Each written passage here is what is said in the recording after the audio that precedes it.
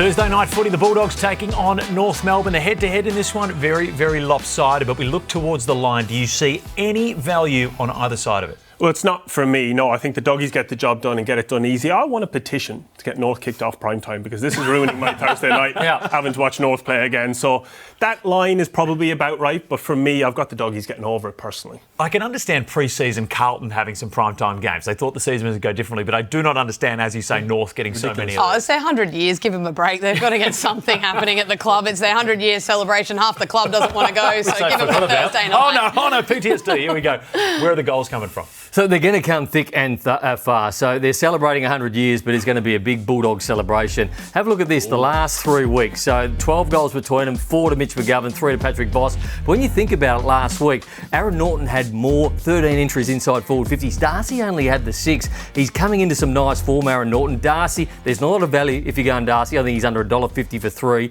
So I'm going to take him for 3 and 4, but I'm also going to take Aaron Norton for 3. No Charlie Comben. They're very short down back. With how heavily they're going to win, do you think there's any value in 5+ there for Sam Darcy? Oh, I think if they get on top of them around the midfield, which they absolutely can, which is what the Hawks did last week to allow those forwards to hit the scoreboard so many times, you're going back to the well with Darcy. I know you'll go big. I think he will too. I've been tempted, but I won't. What's your best bet, Brown? Best bet, lids on, Marvel, Bailey Dale. Yep, Ed Richards over his disposal line. Zach? A goal for Ed Richards too. He's going to have a big one. Whenever we have a difference of opinion, I usually get a little less confident in my pick, and that's happening right now because you've played a little bit of this game and I haven't, but I'm sticking with it here. I'm going back to the well, North Melbourne at the line. Usually, they come back a little bit better when they don't mess up. Enjoy the game.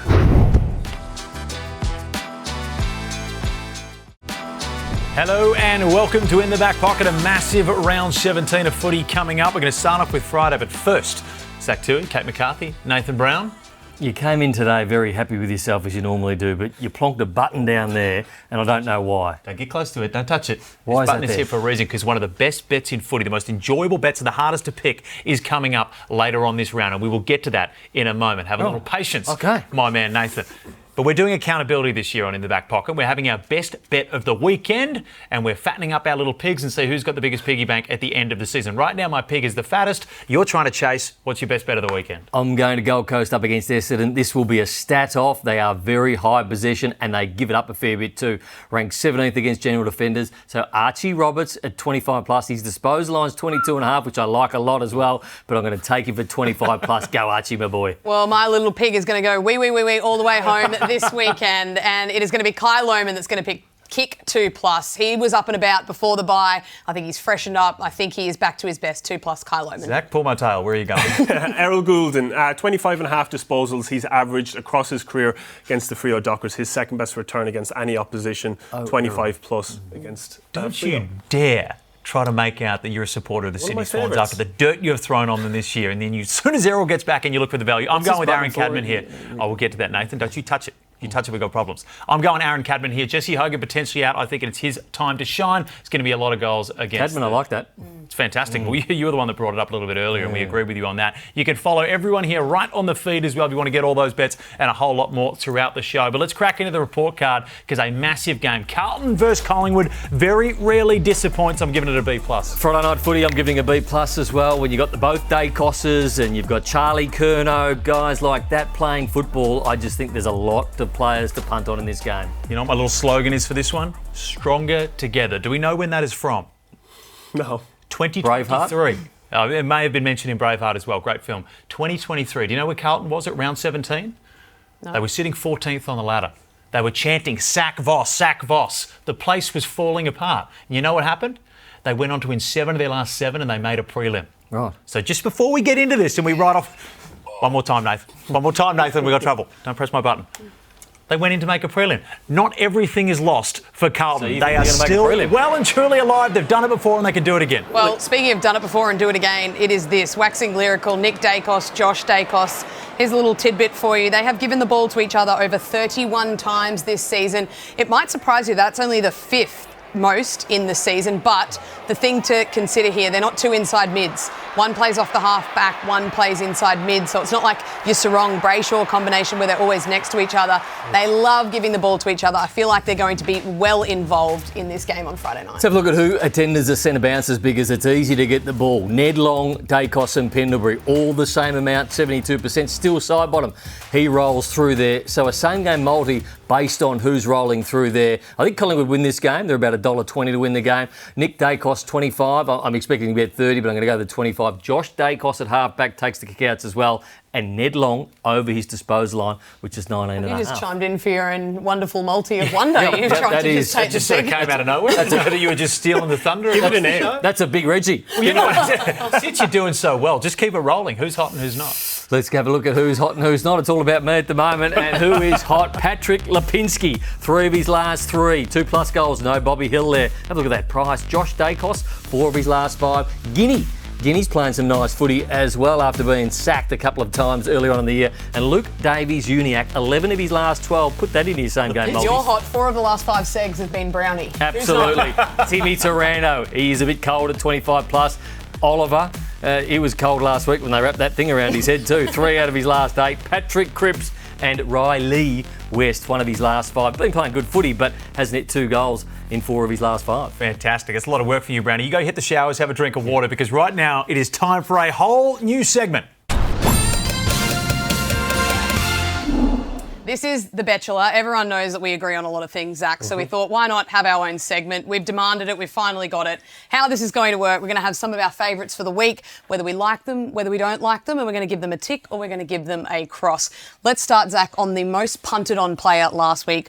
Isaac Heaney, 25+. What are you thinking? Well, it is tempting. We know he's a player that can accumulate and can kick goals. I think he'll get extra attention this week off the back of a stellar performance last week. He might get tagged by Wagner and they push him forward. Can still impact on the scoreboard. I'm not sure I'd be taking him to cover that disposal line this week. So for me, Isaac Heaney is a cross this week. Could not agree more. I think Tagner gets him, so we're going to cross that one out. The next one that we have, though, is Aaron Cadman, 3+. They're playing the West Coast Eagles. They are the easiest matchup for key forwards. We've gone 3+. Big Cads, where are we sitting? Yeah, another one you expect him to fill his boots. I don't think he's going to be the only GWS player to impact the scoreboard this week. So I'm very happy to go with Cadman, 3+ this week against the Eagles. Let's lock it in. Let's give him a tick. We're going to go now to Max Michelini. Now, you might think, what is going on? Max Michelini, anytime goal. Well, if you missed last week, he has been thrown forward in a defensive forward role. He actually kicked the first of the game, Zach, and he kicked 3 for this one. I don't know. Is it a watch? Are we going to sit on him and wait to see another week? Do you think there's a matchup that he has to take at Melbourne? Well, I think you called this beautifully early in the week. I think he goes to Stephen May. Now, we've seen Stephen May give up a few goals in recent times. I think he'll try and get off the tag in Michelini, and I think he'll get some really good looks at goals. So you flagged this. I'm happy with it. Yeah, I am happy with it too. And $2.10, I don't think you're going to get that price anytime goal for a guy that kicks 3 the week before. So let's take that one at $2.10. Now, another forward. We love our goals here, don't we? We love goal kickers. Logan Morris, 3+. Back-to-back, he's had 5 in a row pre-bye. I think the bye freshens him up even more. I like him for 3+. Bit of value as well, Zach. Agree, disagree? That's a very good price. Coming off the back of 2 5-goal games, we expect him to do the same again. So very happy with the tick there. Jesse Hogan. Now, this is our value, $6.25 for 5+. Jesse Hogan talked about the West Coast Eagles, the easiest matchup for key forwards. He's sitting on 40 goals for the year. Jesse Cameron, 48. He might close him down in this week. We've got him for 5+. He could kick more than that. Yeah, very happy with this one. It's not often you can look at a 5-goal game and say, yeah, I really do fancy this one. But against the Eagles, it's very hard to think he won't get there. So happy with a tick on that one as well. Now, don't worry. We will have some crosses as well. I know this looks like it's a swipe right fest and we're just saying yes to everyone here. But the next one we got Ollie Dempsey. I don't see us disagreeing on him too much. We love the guy. 2+. Richmond give up a lot of disposals to wingers. He also pushes forward. I think he hits the scoreboard twice. At GMHBA as well, but he's back on the horse. He'll kick his 2. I don't think we're ever going to say no to Ollie Dempsey, though, are we? Regardless. Tim Taranto. Now, this one's an interesting one. 25+, $1.94. You might look at that and think, that's an okay price. Well, I'm going to tell you something. 2 of his last 5 is the only time that he's actually cleared 25+.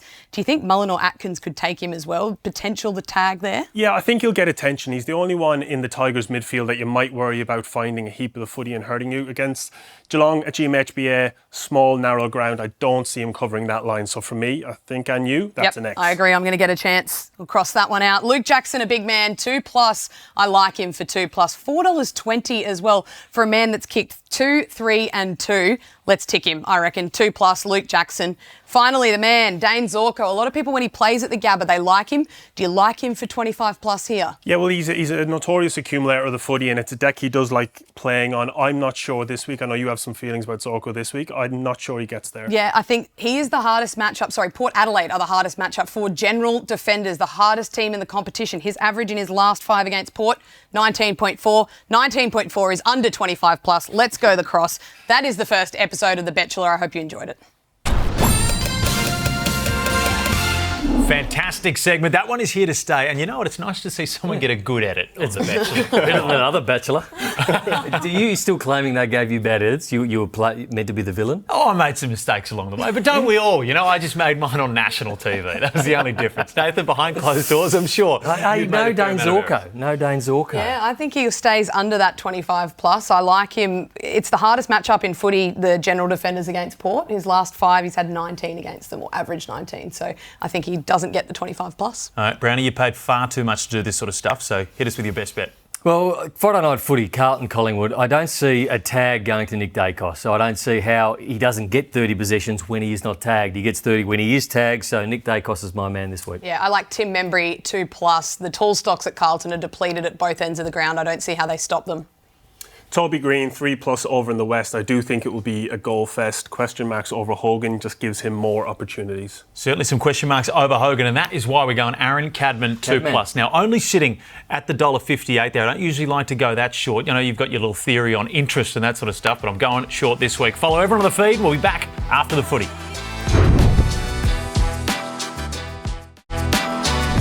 Welcome to In the Back Pocket. It's a big Saturday of football. Let's crack right into this one. Dimmer Hardwick for the Gold Coast Suns. He said it's big boy month. Now, it starts with Essendon, but that makes it all much more a must-win game with what they've got coming in the top 3 Big teams boy in the month. league. Big boy month. That's where you start to come into the game, Zachary, the big boy month. Big Reggie is a big boy, that's fair. Let's have a look at the report card in this one, because I reckon it's actually going to be a fairly decent game. I'm giving it a C, which isn't too good, but I think it's important if you're a Gold Coast fan. This is an A game. This will be a stat off. So both clubs get a hell of a lot of the ball. Both clubs give up a lot of the ball, Kate, which you're going to go through, but that leads me to backing a lot of the midfielders. Certainly is. Now, this one's disappointing for me because fired on your day off. That's what we call it when you get injured during the bye. And Essendon had a horrid bye with about 3 injuries being picked up on that one, which just, again, makes the back end of the season all that more tough. Now, Brownie, there's been Co-Cheller, there's been Judge-Cheller.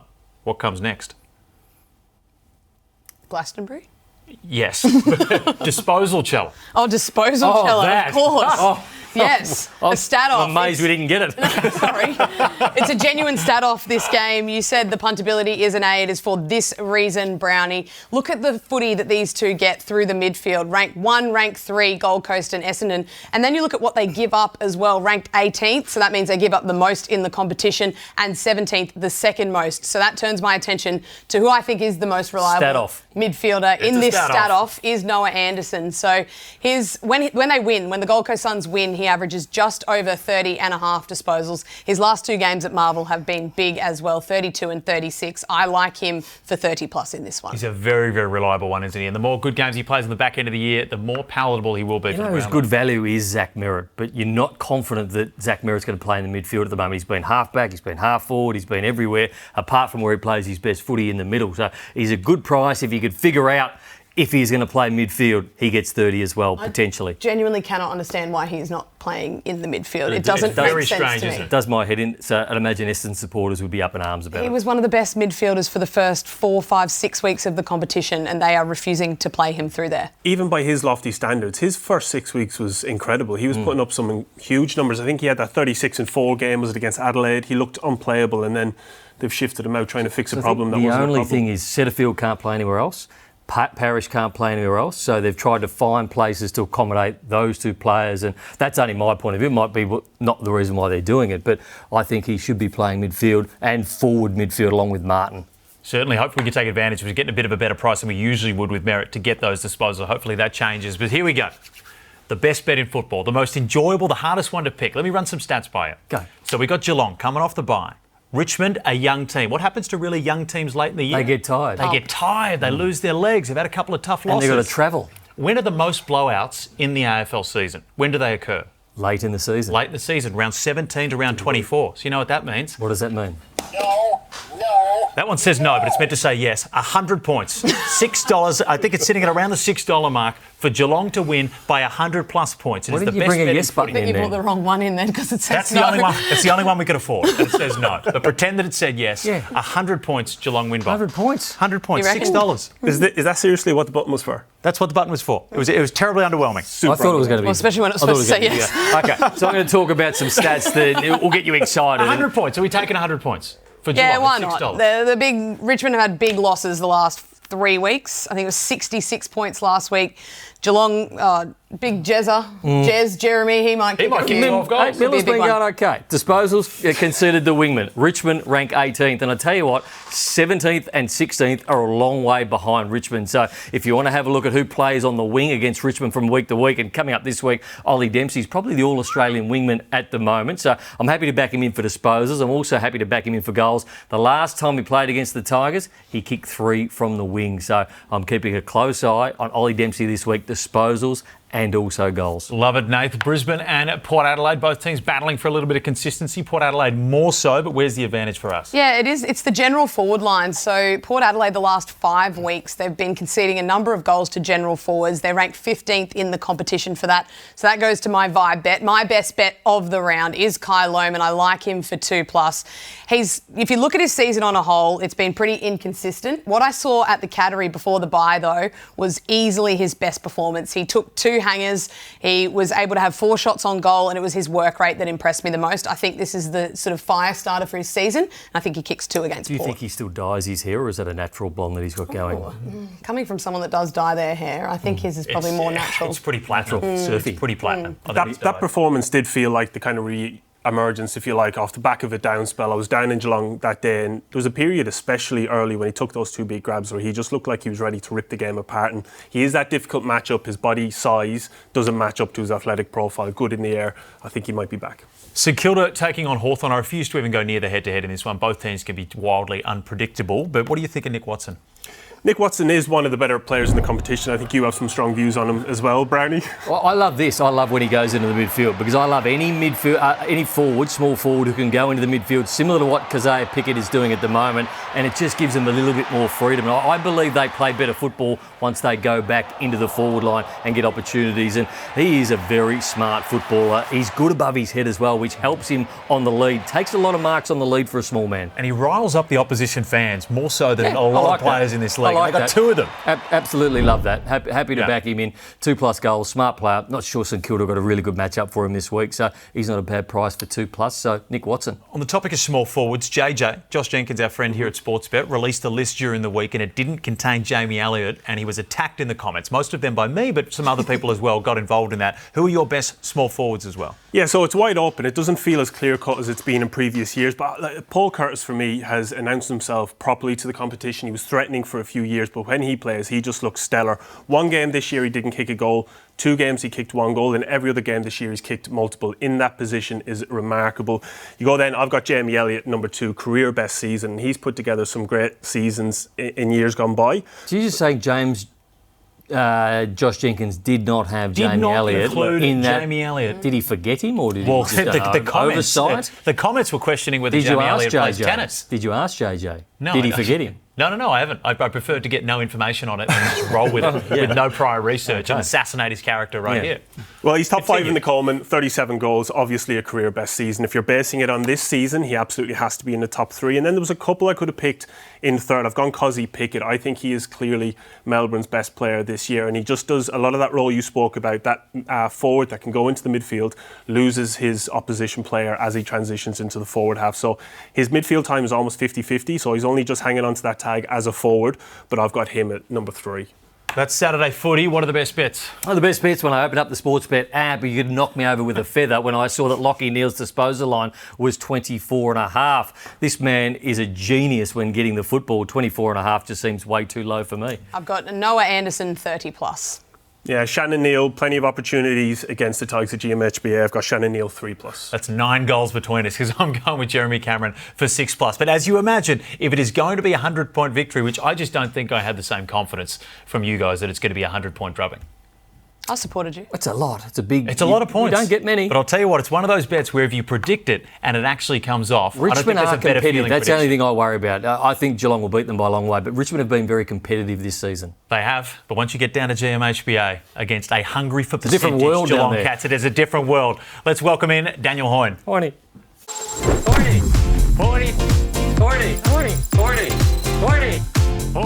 Here we go. Time to welcome in the best man in the business, Daniel Hoyney from Champion Data. We're going to cut straight into it. Fremantle are rolling 6 in a row. There's been some discussions over who is their barometer. Yeah, so big game this week for Fremantle coming up against Sydney. And the reality is, across the course of this season, Luke Jackson is their highest rated player. Andrew Brayshaw is their second highest rated player. But arguably, Caleb Serong is their most important player with what he's done this season. Himself is rated as a top 20 player in the competition. So he's one of the best midfielders in our game. But his output between wins and losses this season is a significant differential and arguably the biggest differential of any midfielder in the game.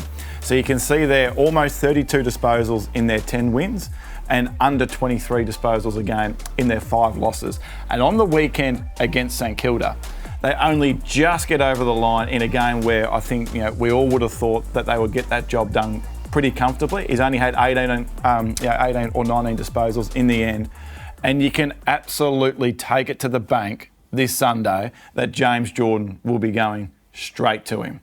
If James Jordan goes straight to him and the success rates that Jordan has had on his opponents this season, expect something around that loss column there for Fremantle, which is going to put the challenge to the rest of that midfield brigade to pick up the slack and ensure they don't drop a game to a bottom 9 team on the way home. So it's the perfect game to take him for the under disposals, Caleb Serong, and look to your man, Andrew Brayshaw, for the overs. It's a two-play. It's a same-game multi. I like this, Felix. It's setting up nicely. I love the way your mind for a moves. reason. We don't care if Fremantle win or lose, but we're happy with the same-game multi over and under. When you are not talking about river rafting or mountain climbing, you're in bet mode all the time. So what separates Serong from Brayshaw? I think a lot of people look at them as clearly the two prime movers in the midfield. Why is his impact higher than, say, a Brayshaw's on the actual end result? Yeah, so I think Brayshaw's consistency, whether that's in wins or losses, is just basically a flat line across the whole season. And to be fair, he doesn't get the attention that Serong does by the opposition teams as well. More dynamic, isn't it? Yeah, correct. So I can't remember the last time Brayshaw was actually tagged directly by an opposition team, whereas Serong is the first one that gets that attention. So it'll just be interesting to watch, especially with the game's best tagger in James Jordan this Sunday. Serong is just so good at exploding away from the stoppage. Like Brayshaw has that in him, but not over and over again, whereas they can both win it at the contested, but then he's got the ability to run away, whereas I don't think Brayshaw has. Brayshaw's got the ability to run and charge throughout a game, over the course of a game, long running, but I think Serong's just got that explosiveness that you can't go with. Potential Brownlow Smoky as well. You say this every single year, maybe this is the year. What about Isaac Rankin as well? Because the Crows are flying, but he isn't exactly seeing his best over the last few weeks. So he's been on our radar for a lot of this season. And the reality is that he's having a very good year. As you can see there, top 100 player in the competition. So he's going along extremely well. But he is not the same version that he was pre-hamstring injury at the halfway stage of last year, where only Isaac Heaney and Marcus Bontempelli were rated higher in the competition. And what he was doing at that stage of the year, last year, at the halfway stage with how he used it, he was the 4th best ball user in the competition. This year, he's 165th. So the Crows are going well, but we're looking for what's going to happen in 8 weeks, 9 weeks' time. And across the last 10 years, 15 years, 20 years, come prelim final week, the discussion is not around your bottom 6 in terms of what they're going to do. It's your top 6. It's your superstars. Think of the absolute superstars that win your prelim finals. It's not the bottom 5 or bottom 6 players. He is, Adelaide's best player, if not second best player. And I just wonder whether or not that ranking there for Isaac, if that just maintains for the rest of 2025, can they challenge come prelim final weekend, which, given where they are at the moment, they're every chance to get to? Or over the next 8 weeks, are we going to see Isaac's profile rise to where it was at the halfway stage of last year? Because on the surface, 22 disposals and a goal a game is a really good season. It's a really good season. But he's leaving a lot more out there, that his season could potentially go to a whole nother level. And then if that's the case, who knows what that does to a footy club that's already in pretty good shape. Well, that's what he's looking at this week. So his line 20.5. Interesting whether you take that over or under with the form that you've just mentioned. I think he should have a pretty big game, though, on the weekend. But has his role at all changed in that time? Is he playing more mid, more forward, or it's pretty similar? I think that they're still trying to figure out this magnet because, pre-bye, there was a lot more midfield time. Then for a 3 or 4 week period, there was a lot more forward time. So I think that they're aware of what Isaac is doing and they're trying to get this balance right and trying to get this guy going to be one of the absolute stars of our competition. What about the Gold Coast Suns? They're heading into, well, not arguably, definitely their biggest month of the season so far. How do you think they're placed? So they're not the same version of themselves as what they were at round 10. So stoppage-wise, their midfield group is going extremely well. Anderson, Rao, Witts, Miller and what have you are all shooting the lights out. But their ball movement game, which was a point of difference on the competition, is no longer a point of difference over the last 6 weeks. There's no team in the comp that's scoring less out of their back half ball movement game than what they're doing. As you can see there, at round 10, it was top 6 in the competition. Their ability to be able to punish turnover was the best in the competition at round 10. It's now bottom 4 in the competition over the last 6 weeks. So as you said on Monday, by this time of the season, you are what you are. So what are they? Well, are they 18th or are they 6th? Where are we sitting? They are absolutely on watch for us over the next 4 weeks because if they doesn't change, then they are who they are in this state. And it can't all be put down to one individual, I get that. But Daniel Rioli, yes, there's always a but, and we'll go. But Daniel Rioli was brought into this footy club to be a star halfback flanker. And at the halfway stage of the year, he was almost a top 50 player in the comp. Last 6 weeks, outside the top 200, last 6 weeks, their ball movement game takes a drop. Last 6 weeks, their profile is not the same profile that we were all sort of getting excited about like it was. Pinning the blame on Dan Rioli. I like it, Daniel, but you're going to need to get back into some form. I want to ask you as well, we'll go to you, Zach, quickly. 22.5, the line. From what we've heard about Gold Coast there, do you think that the Dons are a sneaky chance to cover that line? I don't at all. Yeah, neither do I. No, I just think the way they're going, they've had a few injuries, somehow lost to the bye, lost a few players. So no, it's a no from me. It's going to be one of the better bets as well, I reckon. That one. General Hoyney, thank you very much. Apologies to Daniel Rioli next week. Go well, Daniel. They'll fire up on Twitter.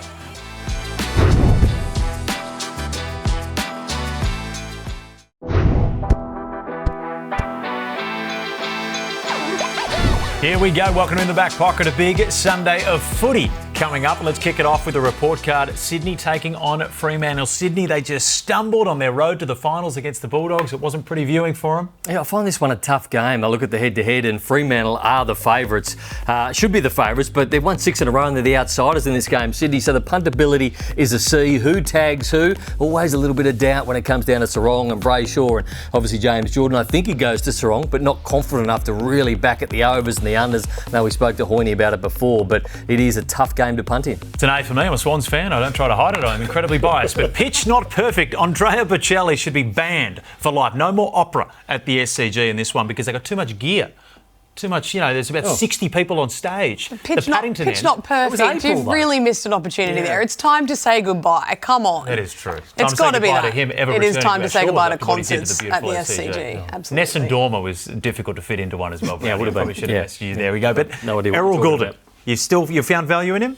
Yes, Errol back. He's clearly one of the better players in the competition, especially at the role he does outside ball use. And this is the second best team across his career in terms of disposals return. Averages 25.5 across his entire career against Freo. He looks fit, he looks strong. Something like his best form is coming. And Kate, I know you're big on Goulden as well in this one. Yeah, and he's been working back towards it. Obviously, he's only played the 2 games for the season. He had 18 in his first game against Port Adelaide, but then back to form. He had 30 against the Dogs last Friday night. He averages just over 27 his last 10 games at the SCG as well. I like that 25 plus. 30 might be a stretch, but I think you're looking in that area. Coming from one of the Swans' biggest haters as well, for you to take an Errol Goulden bet, that must really mean something. I actually don't mind the Swans, but having gotten to know you, it's anything affiliated with you in any capacity, I just have a deep burning hatred for. No truth on this show. No truth on this show. What about goals? Freo apparently are going to kick a whole lot of them. Well, you'd hope so. And Josh Tracy is the main man up there. So we saw the Bulldogs last week.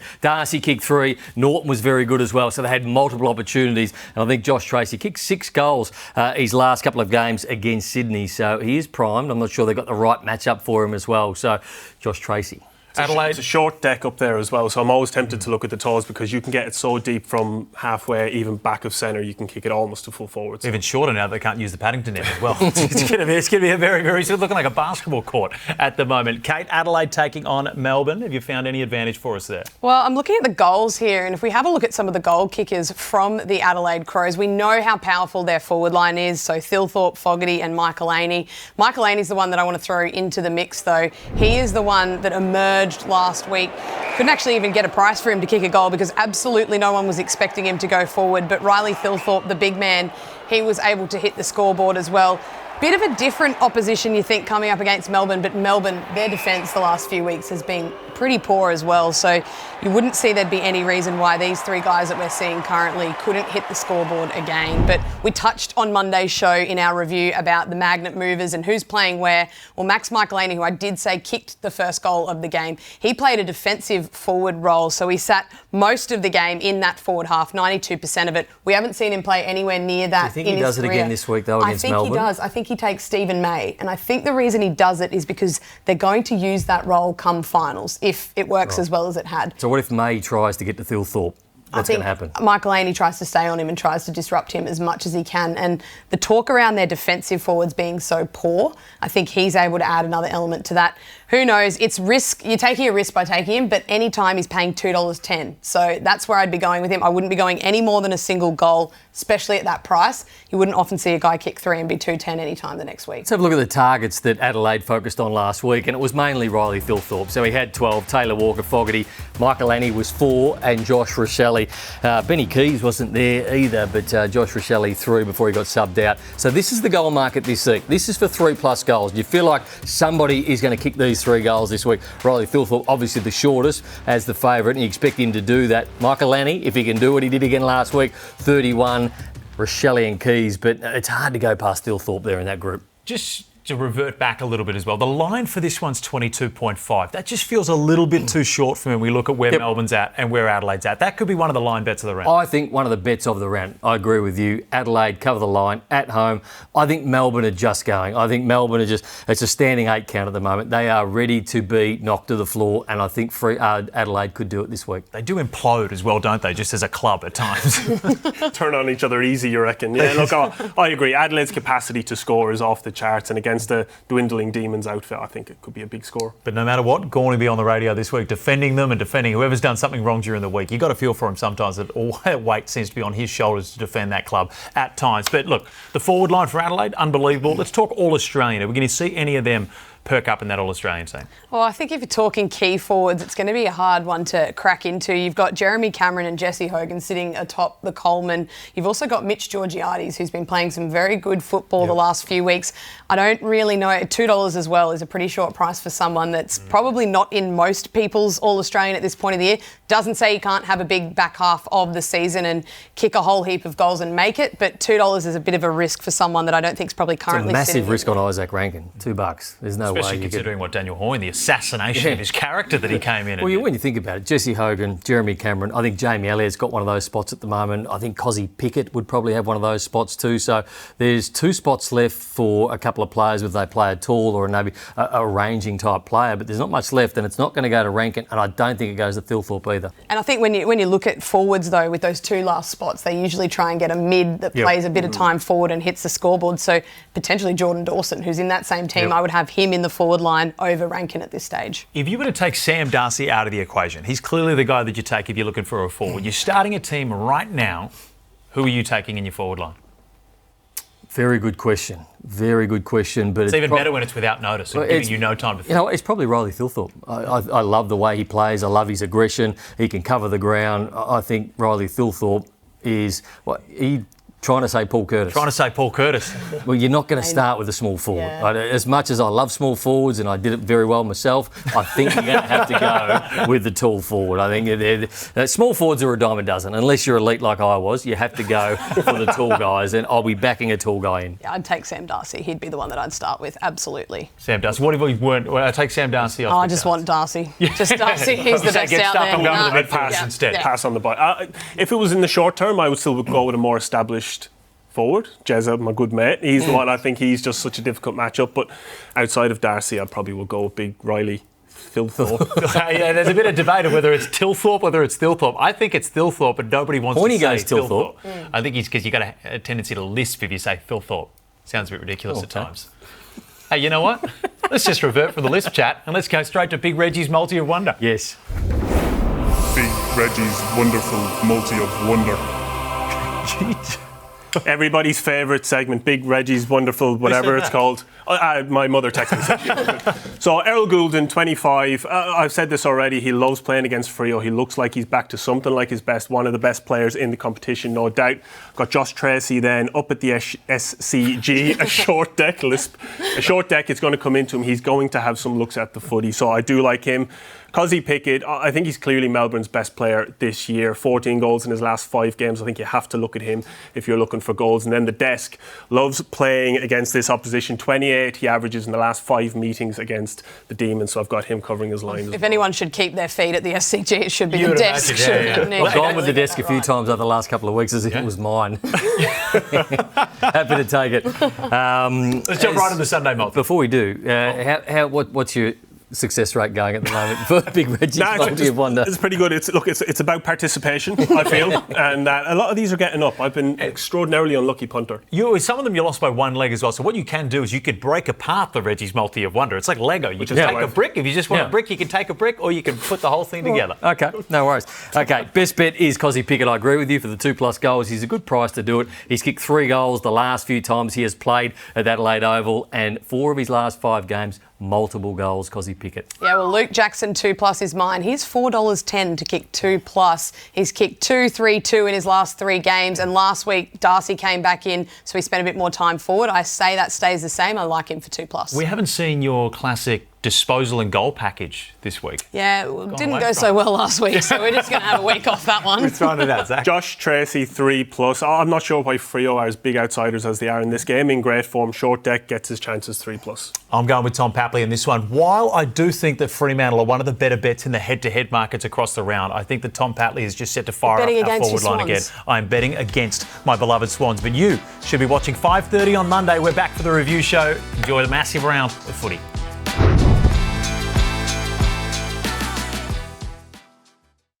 Imagine what you could be buying instead. For free and confidential support, call the number on the screen or visit the website.